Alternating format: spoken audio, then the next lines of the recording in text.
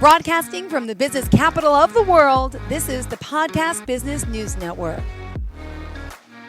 Excited today to be back with our Tantra educator and our love and intimacy coach, Shastra, joining us here live on the show and the podcast today to talk more about Shastra, thesensualspirit.com. That's her website, and all she does with her counseling, with her breath work, and so much more.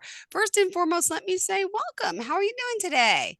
I'm doing good. How are you doing, Jill? I'm doing great. Thank you so much. Always a pleasure to have you back here. This is our third show, right?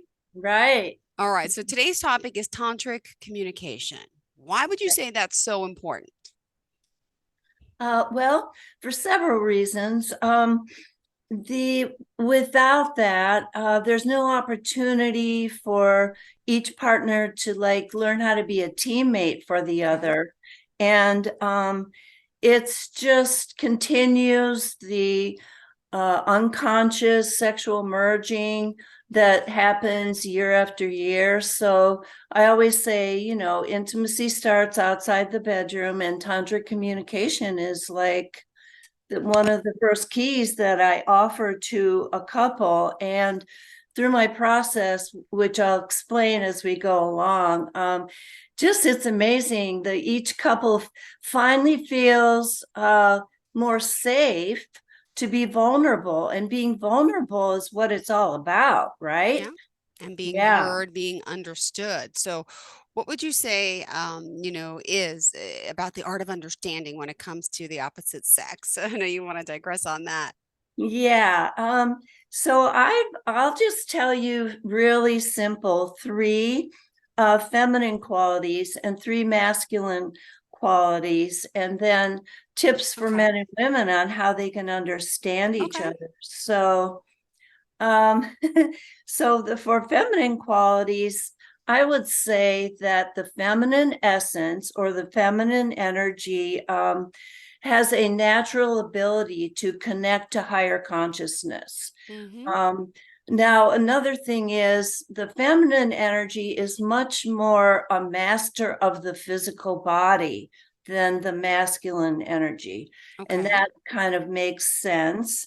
And so as a result, and one of the feminine qualities would be the ability to wait, the ability to surrender, and that just comes more natural. So to name three important masculine qualities that I feel are important are the masculine is naturally or can learn to be a navigator or a director in their relationship. Okay. And sometimes it doesn't come easy, but I always tell men, and some are shocked, that a masculine energy has the innate ability to monitor the moods of the feminine. So, Interesting. yeah. Yes, I And see so that. I know sometimes they don't know that. And so to penetrate her resistance, not only in sexual merging, but it's an art. And since the men don't know they have that, then, they just keep the same patterns going. Got it. So, yeah. So some tips for men that I would say Yes. is knowing that the feminine thinks deeper, goes deeper in each expression, is to feel into her deeper than she can feel herself.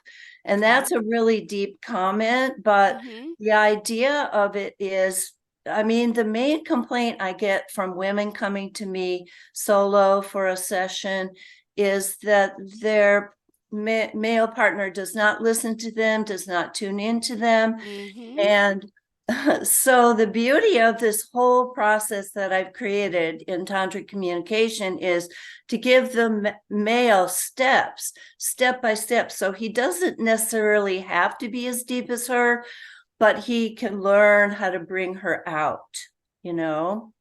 Perfect. Um, Interesting. and then some tips for women being to exaggerate your sensual expression, to exaggerate your emotional expression when you're upset, because that automatically triggers something in the mind of the men, Okay. and they pay attention, they tune in, and to express like you're yearning, they need to know how much you want them, you know. I agree. I totally understand. We all need to feel needed. So women also need to be spoken differently than to men, right? And that's a whole nother issue too. Would you Oh, say? yeah. I've created a handout. I'll give you one example. It's like if a man is talking to another man, he'll say, "Great job," you know.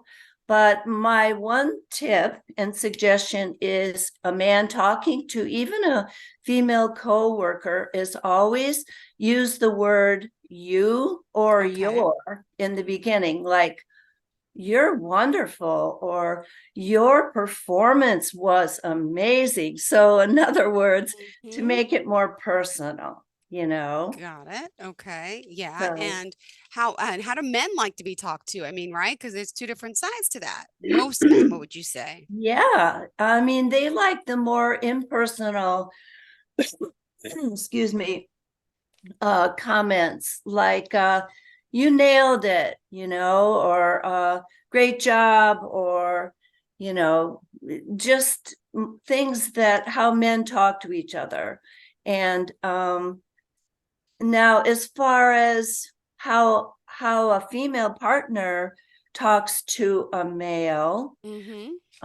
I would say any sentences that show appreciation for him. "I really appreciate you doing Mm-hmm. this and that." Okay. And, just, I mean, men need to be appreciated.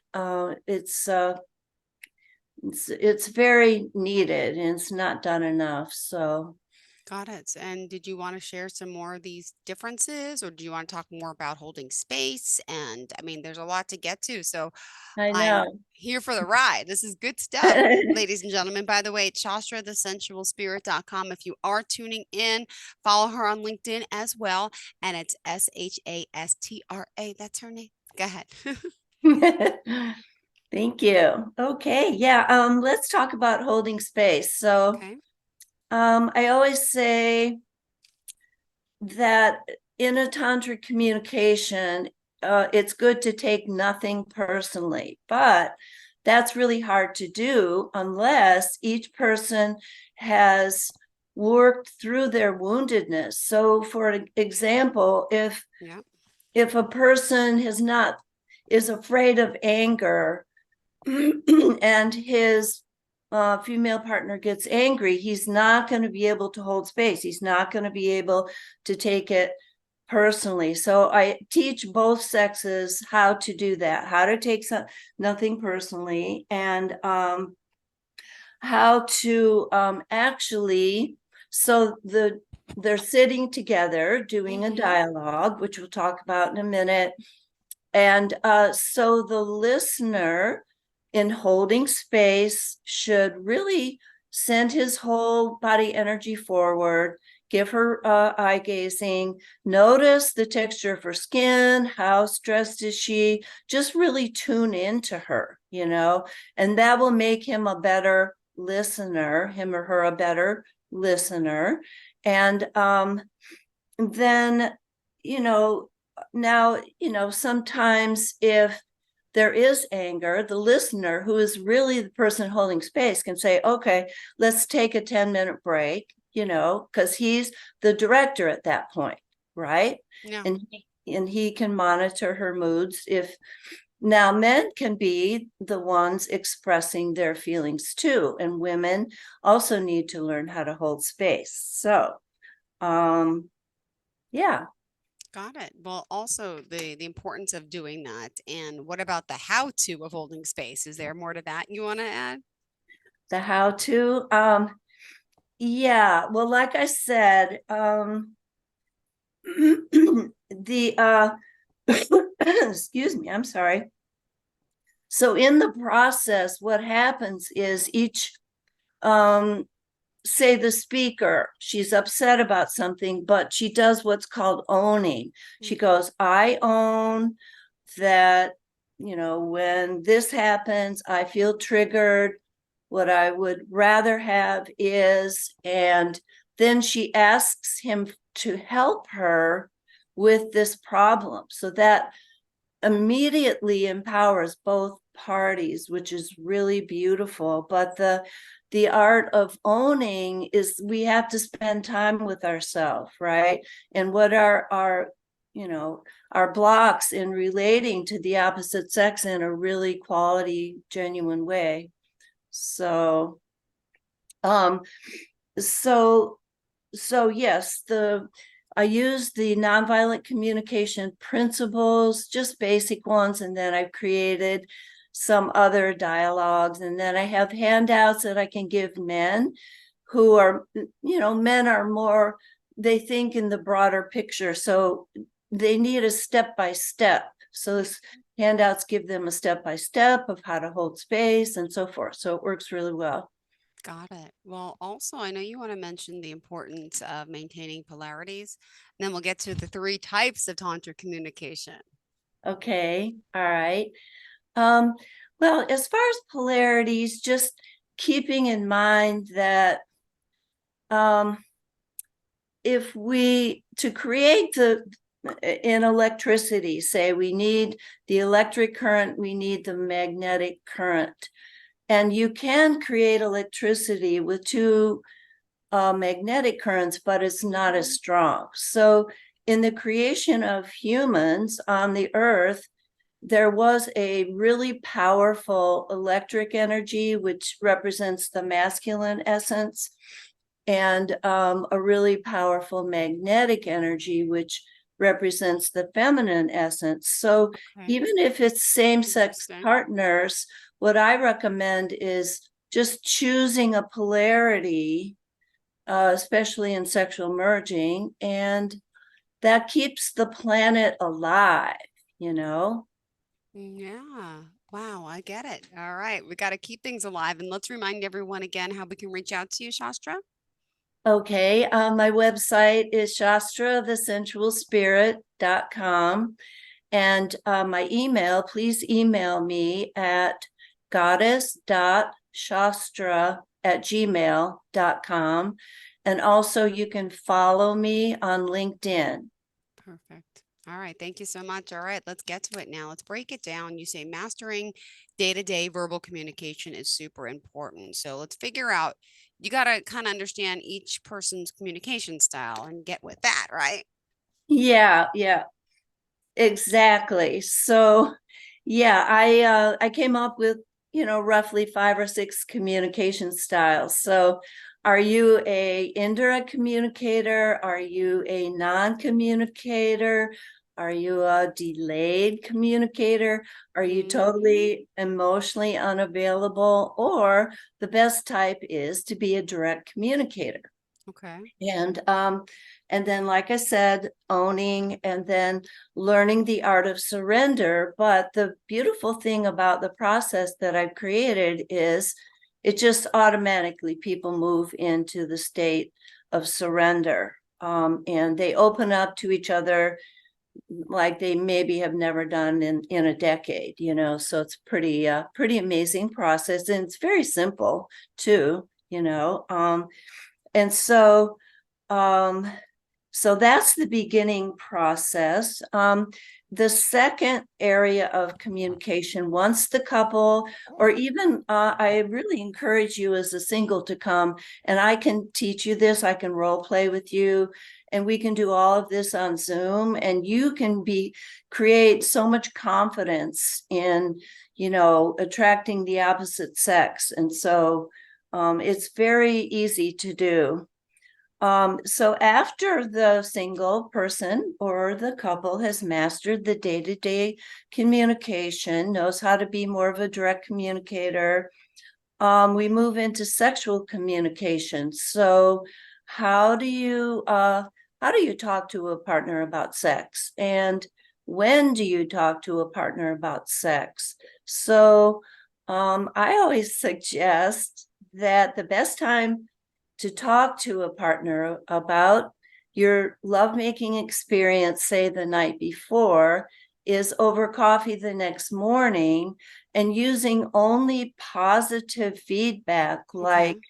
saying this is what I loved about last night. And Mhm. also, this is what I would love to have more of, right? So it Mhm. keeps it positive. Got it. Um, yeah. And there's also a really interesting way. So I had a female client. She was having a lot of vaginal pain, and so I had her do a dialogue with her partner, talking as if she was the sexual center and talking out loud and saying, what is the nature of the physical pain and the resistance to, sexual merging and so forth. And it was amazing. It was, again, another opportunity for the masculine energy to really understand in a deeper way where the feminine is coming from. And it was pretty life-changing for them. And it was pretty awesome. Mhm. So also, I have a journaling exercise that I offer, especially to women, seem to not really have any idea of what they want in sex. And so they can fill it out themselves Okay. with either like an erotic lovemaking date, a nurturing lovemaking date, or a romantic one. And they fill out, it's about a 2 or 3 page one, and then they just give it to their partner silently and don't say anything, no expectations. So the partner has the opportunity to fulfill the desires. So Beautiful. All right. Well, again, so we have mastering the day-to-day verbal communication. Then there's that sexual communication, and of course, the nonverbal body to body. We're here with our Tantra educator and intimacy and love coach, Shastra. If you ever have any questions, go to the website, shastrathecentralspirit.com. But let's continue. Go for it. oh, okay. So if nothing else works, well, sometimes we start with this. I call it nonverbal body to body communication. So I'll explain the different types. Mm-hmm. But so one thing that I can offer to a couple, even via Zoom, is teach you what is devotional touch, how to do Okay. devotional touch on your partner.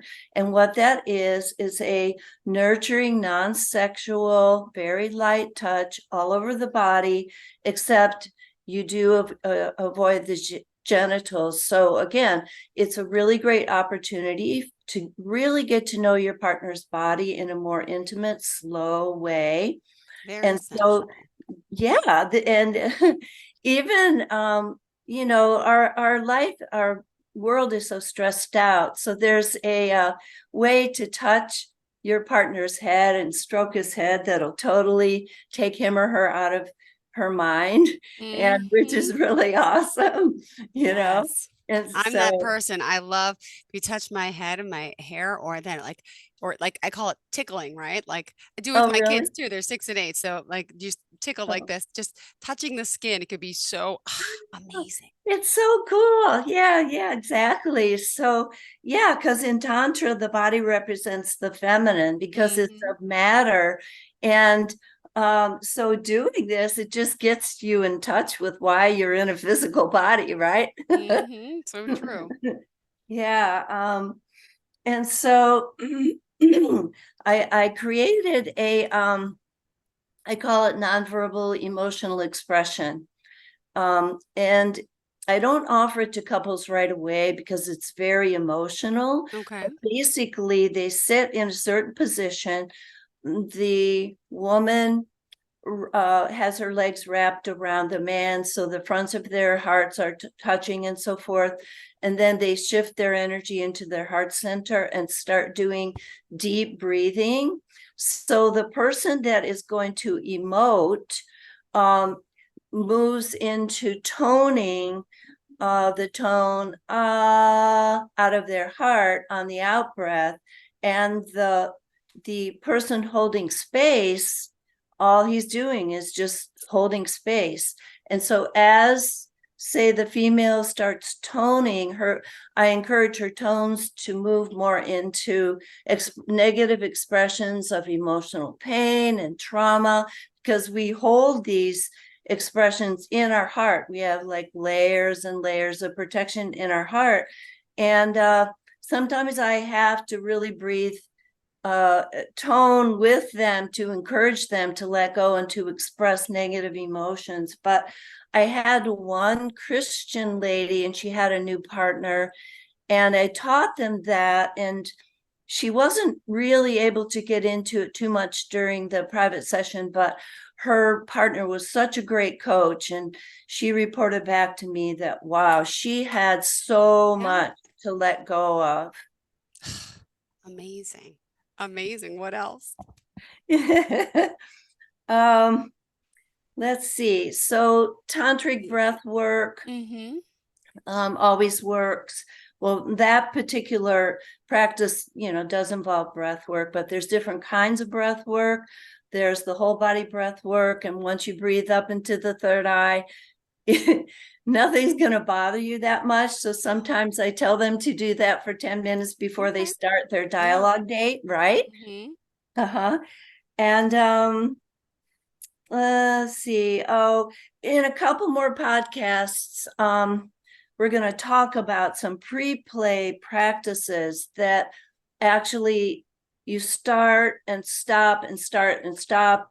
And this isn't what I call, it's nonverbal, but it's a way to create consciousness, to feel more relaxed, to feel safe. It's really, really great. So And to have a full orgasmic body experience, right? Is that what you were saying well, for next yeah, week? Kind of, yeah. next week's podcast, definitely. Yeah, it's a really fun, it'll be a really fun podcast. So I call it how to become a tantric athlete. So it's more the learning how to the physical expression of raising that raw sexual energy, but yet it does connect you with the higher aspect of yourself. So it'll really be fun. So Beautiful. All right. Thank you so much. And if we want to reach out to you, Shastra, I know again we go to LinkedIn, but also want to share the website and any other form of contact before we go. okay, the website is shastrathesensualspirit.com. And the best way, if you have any questions, is to email me at goddess.shastra@gmail.com. So Beautiful. Well, thank you so much for being here, for joining us. As always, a great conversation. I'm really looking forward to next week's too. And thank you for helping so many men and women out there with all the practices and work you do. And again, you can work with anyone, anywhere around the world virtually, right? that's right. All Yes, right. you got All right. it. Beautiful. I hope you have a great day. And of course, enjoy your weekend. Okay. Okay, thanks, Jill, so much. Thank you again. Have a great day.